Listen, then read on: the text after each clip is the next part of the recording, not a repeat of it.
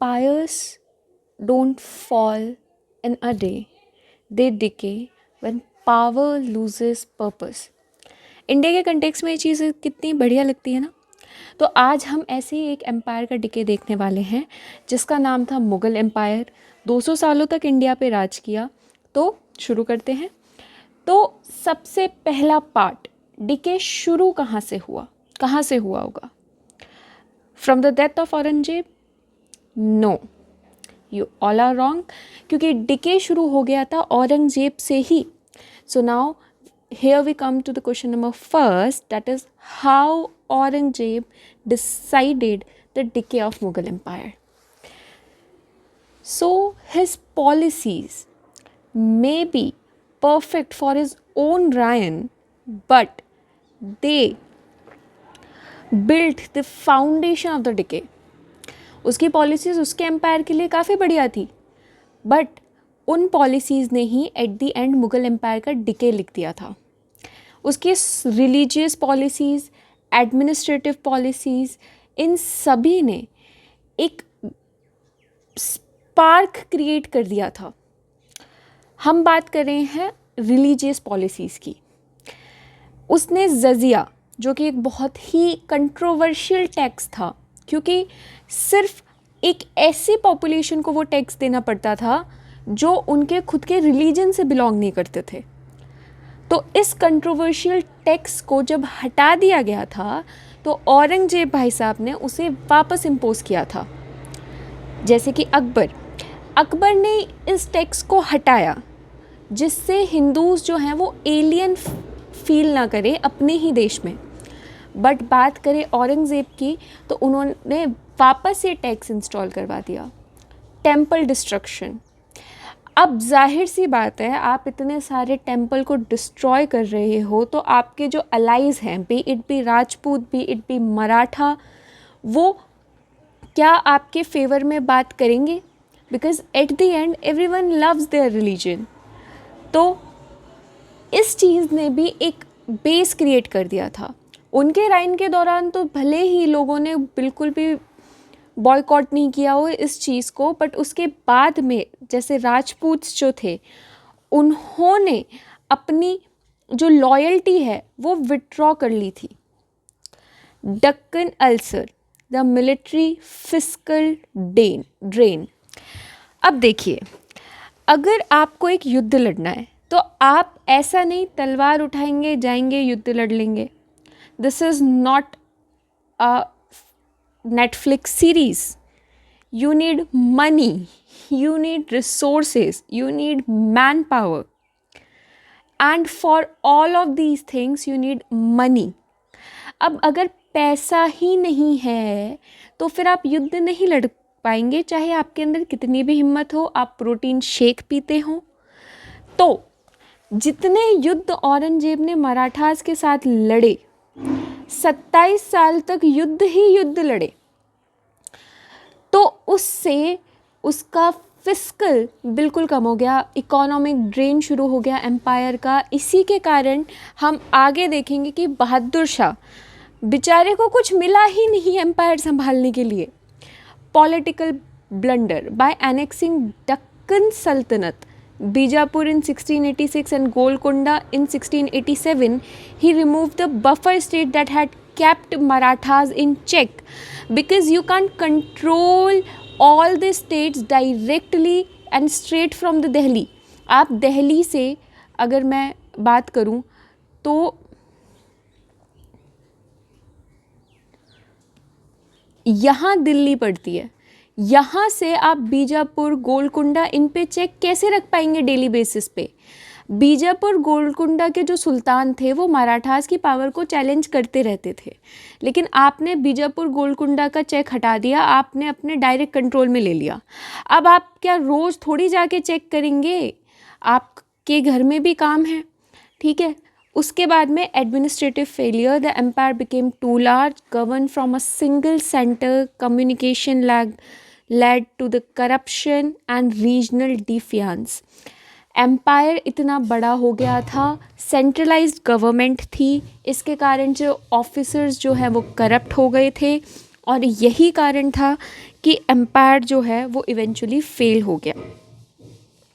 Year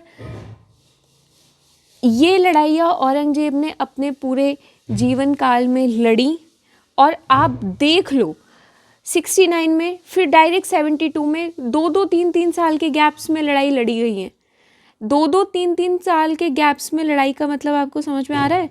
आपको recover करने का टाइम ही कहाँ मिल पा रहा है, बताओ।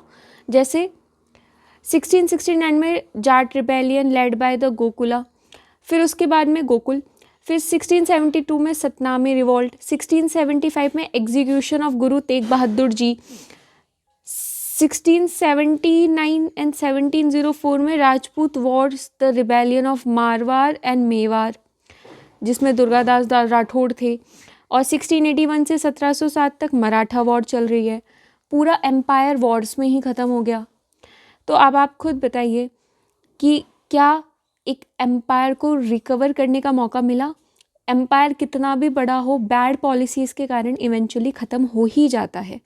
इंटरनल डिके शुरू हो जाता है किसी एम्पायर का। अगर आप मान लीजिए आपका रूलर सिर्फ और सिर्फ वॉर में लगा हुआ है, तो क्या वो इंटरनल मैटर्स पे इतना ध्यान दे पाएगा? ऑब्वियसली नहीं दे पाएगा। And Aurangzeb was so cruel कि कोई किसी नोबल की हिम्मत भी नहीं होती थी कि ये कहने की आपकी जो कर रहे हो वो गलत है। आगे चलते हैं, द जागीरदारी क्राइसिस। क्योंकि दक्कन पे आपने कब्जा तो कर लिया, लेकिन there was a massive shortage of land because no agricultural development took place। आप एक बात बताइए, आप मिट्टी से सोना ही सोना निकालते जाएंगे तो मिट्टी के अंदर इतना सोना नहीं है कि आप निकालते जाओ निकालते जाओ निकालते जाओ और वो सोना वापस रिप्लेनिश नहीं हुआ तो एक दिन ख़त्म हो जाएगा। जाहिर सी बात है, एग्रीकल्चर ही डेवलप नहीं हुआ क्योंकि मिट्टी में फसल होती गई, कोई मॉडर्न डे टेक्निक्स यूज़ नहीं की गई जिससे एग्रीकल्चर जो है वो बढ़े। तो इसीलिए कई जो ज़मीन है वो बैरन हो गई, और इवेंचुअली क्योंकि ज़मीन पे फसल नहीं हो रहा तो टैक्स कहाँ से आएगा? पीजेंट टैक्स देगा कहाँ से, क्योंकि उसकी ज़मीन पे तो कोई फसल ही नहीं हो रही। तो there was a shortage of land, बेजागिरी प्रॉब्लम। बेजागिरी मतलब लैंड, बेजागिरी मतलब नो जागीरदारी। जैसे 1000 ऑफ नोबल्स थे मुगल्स पूरे सिस्टम में, लेकिन लैंड इतना नहीं था कि हर किसी नोबल को आप लैंड ग्रांट कर सको। तो इसीलिए आपस में नोबल्स की लड़ाई चलती रहती थी, ये नोबल ए है, ये नोबल बी है। अब लैंड मान लो है 1 बीघा, और इसको आप किसी एक को ही दे सकते हो। मान लो आपने ए को दे दिया तो बी ए से चिढ़ जाएगा, अब बी ए के खिलाफ गुट बनाना शुरू कर देगा। ठीक है, अब मान लो इसने ढंग से टैक्सेशन नहीं दिया और ये सी को चला गया, अब ए भी अपना गुट बनाना शुरू कर देगा। तो इससे ये हुआ कि नोबल्स जो है उनके अंदर यूनिटी नहीं रही, वो आपस में डिवाइड हो गए, और इवेंचुअली इन सब चीज़ों का इम्पैक्ट हुआ किस पे? पीजेंट्स पे, क्योंकि पीजेंट्स जो है उनके पास कुछ बचता ही नहीं था। तो यहाँ से पीजेंट्री भी डिके होना शुरू हो गई। ठीक है, पीजेंट्री खुद खिलाफ हो गई किसके? एम्पायर के। अब पीजेंट्री खिलाफ होने का सबसे बड़ी एग्जांपल मैं आपको बताती हूँ, Jat rebellion. Jat was the class of agriculturalist, and उन्होंने क्या किया? रिबेल करना स्टार्ट कर दिया। उन्होंने रिबेल करना क्यों स्टार्ट किया? बिकॉज ओवर टैक्सेशन के कारण। मनसबदार इसीलिए टैक्स करते थे क्योंकि लिमिटेड लैंड था, और पीजेंट्स इसीलिए रिवॉल्ट करते थे क्योंकि ये मनसबदार जो थे वो उन्हें बहुत ज़्यादा टैक्स करने लग गए थे। इसीलिए जाट, सतनामीज़ और सिख रिबेलियन शुरू हुआ। ठीक है, ये पेट के कारण हुआ था, धर्म के कारण नहीं हुआ था। ठीक है, इसमें धर्म का फैक्टर बाद में हर चीज़ में ऐड हो ही जाता है, जैसे बाबर ने ऐड कर दिया था अगेंस्ट राणा सांगा। बट हर चीज़ ग्रीड से रिलेटेड होती है, हर चीज़ भूख से रिलेटेड होती है। ठीक है, तो जैसा कि हमने देखा यहाँ पे जाट रिबेलियन, अब क्योंकि रिबेलियन हो गई तो आपको सेना चाहिए, आपको पूरे मेजर्स लेने पड़ेंगे जिससे आप इस रिबेलियन को कोप अप कर सकें। आगे चलो, administrative and political change. Centre to periphery, breakdown of Mansabdari system. Aurangzeb, under the Aurangzeb, the Jat and the Sawar counts become inflated. Inflated मतलब अब देखो मनसबदारी नहीं है, लोगों के पास अब पैसा नहीं है, लोगों के पास क्या, एम्पायर के पास ही पैसा नहीं है, पैसा आए कहाँ से? तो मान लीजिए किसी मनसबदार को 100 हॉर्सेस मेंटेन करने हैं और 1 लाख सैनिक मेंटेन करने हैं फॉर एग्ज़ाम्पल, ठीक है। अब इनको मेंटेन करने के लिए क्या चाहिए? मनी। अब मनी के लिए अगेन वही सिचुएशन जो थी वो है, तो अब क्या है, अब क्या करे भाई कि भाई पेपर में दिखा दो, जो आजकल इंडिया में चलता है कि यहाँ से यहाँ तक पुल बन गया, पुल कहाँ है पता नहीं, पेपर में दिखा दो। तो इन्होंने पेपर में दिखाना शुरू कर दिया। अब पेपर में तो सेना है भाई बढ़िया 3, 4, 5 लाख की, और असलियत में सैनिक कितने युद्ध लड़ रहे हैं? 1,50,000। अब क्या है, अब वो 1,50,000 3-4 लाख जितना थोड़ी लड़ पाएंगे। तो now the army turns into a paper tiger, shift in nobility factions, the entry of Deccani nobles. अब आपने डक्कन पे कब्जा कर लिया तो उनकी क्लासिक फैमिलीज़ को आप कहाँ रखोगे? आप उनको नोबल्स बनाओगे। अब नोबल्स बनाने के कारण कोर्ट में अब नए नोबल्स का गुट बनना स्टार्ट हो गया। अब मान लो आप किसी नई स्कूल में जाते हो या फिर आप किसी कई नई जॉब पे जाते हो, तो when you are new to your place, तो आपके खिलाफ थोड़े बहुत साजिशें होने स्टार्ट हो जाती है, ठीक है। अब इससे क्या होता है कि आप भी उनके खिलाफ साजिश करना शुरू कर देते हो, ये तो ऊनो रिवर्स है।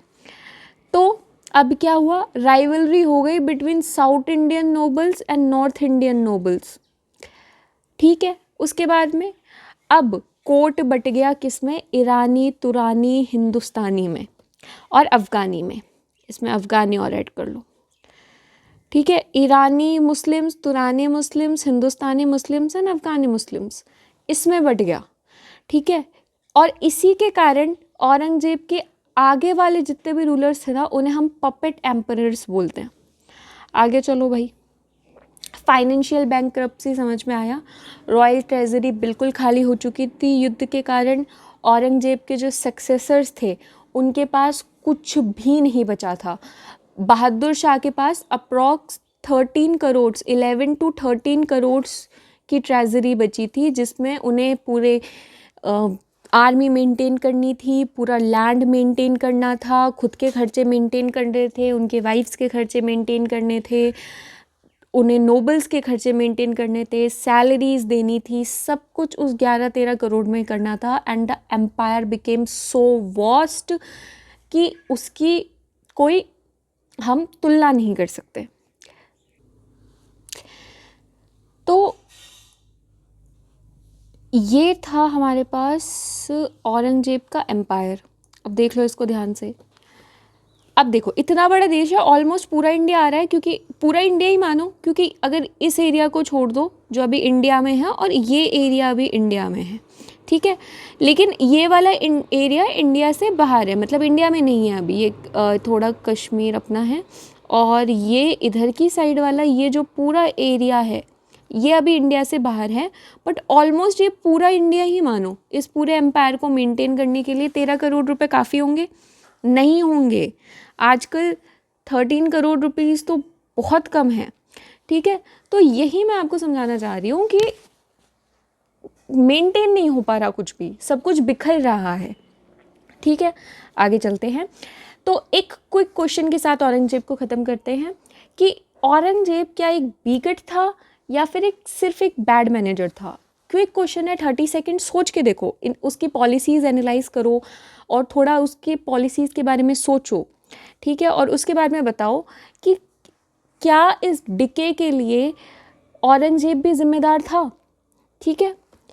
Take your time and answer in the comment section. Now moving to the next topic. उसके बाद में मिलिट्री स्टैग्नेशन। मिलिट्री स्टैग्नेशन का मतलब है मिलिट्री में कोई डेवलपमेंट नहीं हो रहा है। यूरोपियन मिलिट्री क्या है, फील्ड आर्टिलरी है भाई, मोबाइल गन वन, और इधर से उधर गन उठा करके यहाँ से वहाँ तोप ले जा करके आगे बांध के उड़ा देना। और व्हाट अबाउट मुगल्स? मुगल्स अभी भी अपनी उस हैवी आर्टिलरी पे, क्योंकि उन्हें तो ये है ना कि भाई इंडिया के हमने सारे रूलर्स इसी के बेसिस पे जीत लिए, तो हम आगे भी इसी को कंटिन्यू करेंगे। There were no development in military.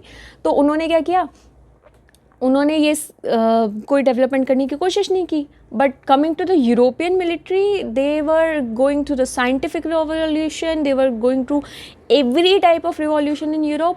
And उन्होंने क्या किया, उन्होंने अपनी मिलिट्री को इतना डेवलप कर लिया कि इवेंचुअली मुग़ल आर्मीज़ जो थी वो हार ही गई थी, जो कि हम आगे पढ़ने भी वाले हैं। ठीक है, मुग़ल आर्मीज़ जो थी वो डिसऑर्गेनाइज थी, वहीं यूरोपियन ट्रेंड जो सोल्जर्स थे ये बिल्कुल ऑर्गेनाइज्ड डिसिप्लिन्ड सोल्जर्स थे। जैसे अभी हमें हमारी आर्मी दिखती है ना एज अ इंडिया की army, the customs, the ethics, then everything, वैसी ही तब की यूरोपियन आर्मी हुआ करती थी। सो नाउ लेवल मैच करके देखो एक बार। आगे चलते हैं, अब बात करते हैं बहादुर शाह, जिसे हम शाह आलम द फर्स्ट भी बोलते हैं। ओके, इनका नेम नोट कर लेना, उसके बाद में दो शाह आलम आएंगे, एक तो बहादुर शाह को शाह आलम द फर्स्ट बोला जाता है। ठीक है, so a period of missed opportunities. अब पीरियड ऑफ मिस्ड अपॉर्चुनिटीज़ मैं क्यों बोल रही हूँ इसको, इसके पीछे का कारण ये है कि बहादुर शाह ने बहुत कोशिश करी एम्पायर को वापस खड़ा करने की, बट इवेंचुअली ही failed. And why and how वो हम अभी देखने वाले हैं। तो देखो, औरंगजेब ने सिर्फ और सिर्फ कम फिस्कल पॉलिसी नहीं छोड़ी थी, बल्कि उन्होंने एक स्कोप बना दिया था फॉर द सिविल वॉर। जैसे कि 1707 में औरंगजेब की डेथ हुई थी, उसके बाद में जो गद्दी मिली बहादुर शाह को वो मिली 1709 में।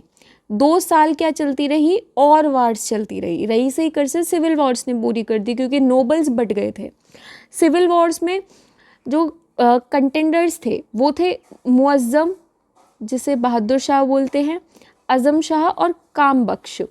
अब 3 प्रिंस हैं, तो कुछ नोबल्स इनकी साइड, कुछ इनकी साइड, कुछ इनकी साइड होंगे। अब नोबल्स क्या हो गए, पहले से डिवाइडेड थे, अब और डिवाइड हो गए। और नोबल्स हमेशा एक ऐसा रूलर ढूंढते हैं जो कि कई नोबल्स होते हैं जो कि सही में चाहते हैं कि डायनेस्टी चले, और कई नोबल्स ऐसे होते हैं जो ऐसा रूलर ढूंढते हैं हमेशा जो उनके पपेट की तरह काम करे। ठीक है, इवेंचुअली बहादुर शाह वॉन, इसीलिए हम उन्हें पढ़ रहे हैं। ठीक है, और एक और चीज़ थी कि मुग़ल जो डायनेस्टी थी उनमें ये सिस्टम नहीं था, unlike the rulers of India, कि जो सबसे बड़ा बेटा है वही राजा बनेगा। ठीक है, उनके ये था कि जो सबसे बहादुर है या फिर जो सबसे काबिल है वो राजा बनेगा, आपस में लड़के और आप गद्दी ले लो। ठीक है, तो इसने एक सिविल वॉर का स्कोप छोड़ दिया। अब 3 कंटेंडर्स है, मुअज्जम, अज़म शाह और काम बख्श, 3 कंटेंडर्स आपस में लड़ रहे हैं, सिविल वॉर हो रही है, वही देश का पैसा खर्च हो रहा है, वही युद्ध चल रहे हैं, एंड इवेंचुअली और फिस्कल डेफिसिट हो गए अपन। उसके बाद में the major battles, battle of Jajau, Muazzam defeated and killed Azam Shah. Muazzam मतलब बहादुर शाह। ठीक है, BS लिख लेती हूँ मैं यहाँ पे। This battle is crucial because it decimated the veteran Mughal officers who had served under Aurangzeb. अब जो जितने भी वेटरन मुगल ऑफिसर्स का मतलब जो पुराने ऑफिसर्स थे, जो औरंगजेब के टाइम के जितने भी ऑफिसर्स थे, उनको क्या कर दिया गया कि भाई घर बैठो, छोड़ो, निकलो। ठीक है, और अब नए ऑफिसर्स भर्ती होने शुरू हो गए, अब पुराने ऑफिसर भी अपनी चालाकी चलाएंगे। ठीक है, तो ये सब चीज़ें ऐसा लग रहा है कि डेस्टाइंड थी, कि ऐसा होना ही है। ठीक है, फिर battle of Hyderabad, Muazzam killed Kam Bakhsh, जो कि उनके खुद के भाई थे, finally securing the throne at the age of 63. So till the age of 63 he was prince, and at the age of 60 till the age of 63 he was prince, and after the age of 63 he was a king. So 63 साल के बहादुर शाह इतना अच्छा rule नहीं कर पाए, 1712 में eventually उनकी death हो गई थी। एडमिनिस्ट्रेटिव पॉलिसीज़ देख लेते हैं बहादुर शाह की। राजपूत पॉलिसीज़, राजपूत हमेशा से मुगल्स के साथ एक रिश्ता बना के चले थे from the time of Akbar, ठीक है। तो क्योंकि औरंगजेब ने सबको नाराज़ कर दिया था तो उन्होंने अपना सपोर्ट वापस ले लिया था, सीधी सी बात है। उन्होंने क्या किया, राजपूत पॉलिसीज़, जो जोधपुर के राजा थे, जो आमेर के राजा थे, उनके साथ थोड़ी ट्रीटीज़ वगैरह की और उन्हें हाई मिलिट्री रैंक्स दे दी।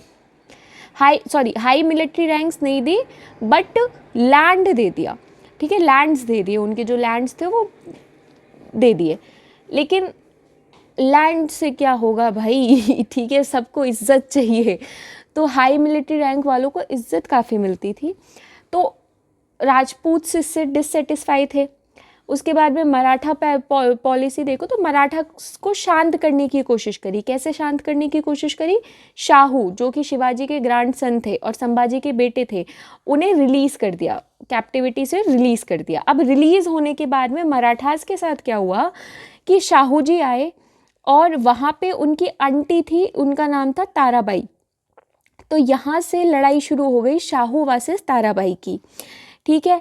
तो इसीलिए मराठास खुश नहीं थे, और मराठास का एक ना खुश होने का कारण ये भी था कि उन्हें टैक्सेशन दे दिया सरदेशमुखी का। सरदेशमुखी टैक्स होता है एक तरीके का, ठीक है। सरदेशमुखी भाई आप करो कलेक्ट, पर चौथ नहीं दे पाए। चौथ भी एक तरीके का टैक्स होता है जिसे हम टैक्सेशन में अलग से पढ़ेंगे। तो सरदेशमुखी तो ग्रांट कर दिया पर चौथ ग्रांट नहीं किया, तो इसलिए मराठास नाराज। फिर उसके बाद में ये देखो, ठीक है, उसके बाद में सिख पॉलिसी। अब सिख्स जो थे वो गुरु गोबिंद सिंह जी के अंडर में थे, पीस करने की कोशिश करी, लेकिन गुरु गोबिंद सिंह जी की डेथ के बाद में जब बंदा बहादुर आए तो उन्होंने बहादुर शाह के खिलाफ जो है वो कैंपिंग करना स्टार्ट कर दिया उनके खिलाफ। तो बहादुर शाह को इवेंचुअली क्या करना पड़ा कि चलो भाई अब युद्ध ही करो, ठीक है, आगे चलते हैं। तो ये सिख की पॉलिसीज़ थी जो कि अलग अलग है, ये अभी डरो मत बिल्कुल, ठीक है, अलग अलग समझेंगे इनको आराम से। बट अभी तो अपन क्या समझ रहे हैं, अभी तो अपन ये समझ रहे हैं कि भाई ऐसी कौन सी चीज़ें थी जिसके कारण से जो मुग़ल एम्पायर है वो डिके होना स्टार्ट हुआ। उसके बाद में शाह ए बेखबर कहा जाता है, द हीटलेस किंग। किसको? बहादुर शाह को। क्यों? क्योंकि उनकी पॉलिसीज़ जो है उन्होंने लंबे रन में नहीं देखी। लंबे रन का मतलब लॉन्ग रन में नहीं देखी उन्होंने पॉलिसीज़। जैसे कि उन्होंने लैंड्स दे दी, जागीर्स दे दी बहुत सारे नोबल्स को, लेकिन उन्होंने ये नहीं देखा कि यार ऑलरेडी मैं बैंकरप्ट हूँ और मैंने इतनी सारी जागीर्स दे दी तो ऑब्वियस सी बात है मैं और ज़्यादा बैंकरप्सी की तरफ जाऊँगा। तो ये लॉन्ग रन था। उसके बाद में नोबल्स आपस में डिवाइडेड थे, उनको पैसिफाई नहीं कर पाए। तो द किंग मेकर सीट हम आगे पढ़ेंगे कि दो भाई थे जिन्हें हम सैयद ब्रदर्स बोलते थे, हुसैन अली एंड हुसैन अली खान और अब्दुल्ला खान। तो उन दोनों ने कैसे जो है वो सत्ताएं पलट दी थी, तुरंत फारूक शियार को मार दिया था, मोहम्मद शाह रंगीला को गद्दी पे बिठा दिया था, ठीक है। तो इन सब चीज़ों को बहादुर शाह कंट्रोल नहीं कर पाए, और कंट्रोल करते भी कैसे? ही जस्ट 1709 पे गद्दी पे बैठे, 1712 में डेथ हो गई। तो अगर शायद थोड़ा और जी जाते तो शायद इन सब चीज़ों की तरफ ध्यान जाता, but it was all destined, as I always say that this is the destiny, ठीक है, कि मुग़ल एम्पायर को अल्टीमेटली कोलैप्स होना ही था, ठीक है। उसके बाद में जैसे हमने अभी डिस्कस ही किया था कि 13 करोड़ रुपीस जो है इतना ही बचा था, ठीक है। आगे चलते हैं, political impact of Bahadur Shah era. अब इसका पॉलिटिकल इम्पैक्ट क्या है वो देख लेते हैं। The nobility realise that the emperor's authority is fading.